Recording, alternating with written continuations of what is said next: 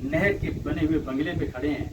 और ये नहरी निज़ाम पाकिस्तान पंजाब में स्पेशली 1880 से लेकर 1940 तक प्रोसेस में रहा, कायम हुआ। 1880 इसका इब्तदाई है नहरी निज़ाम पंजाब में, ज़मीनों को पानी सराफ़ करने के लिए, और उसके साथ ही जो चकूक बनाए गए हैं, जो देहात नए बसाए गए, उन देहात को पानी सराफ़ करने के लिए, ज़रूरी मकासद के लिए नहरें कायम हुई। और इन नहरों के किनारों पे मुख्तलिफ़ जगहों पे मुख्तलिफ़ फासलों पे बंगले बनाए गए।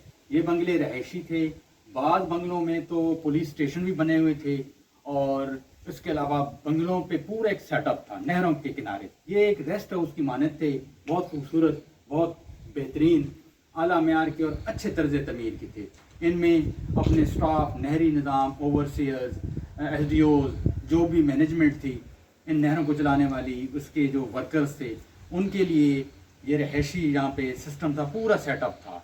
इसी तरह जो ऑफिसर नहरी या दूसरे मैनेजमेंट के ऑफिसर्स, ज़िली ऑफिसर्स जो दूर से आते थे, इवन गवर्नर्स वगैरह जो भी थे हुक्मरान, वो जब विजिट्स पे आते, दौरों पे आते, क्योंकि ज़्यादातर ज़मीनें बेआबाद थी और इसी तरह जंगलात भी थे, तो ये इन्हीं बंगलों में ठहरते थे, रहायश रखते थे, विद फैमिलीज भी आते थे। इसी की तरह वैसे भी कई कई दिनों के दौरे होते थे, तो वो अपना क़याम यहाँ पर रहते थे, और उनके लिए पूरा सेटअप था।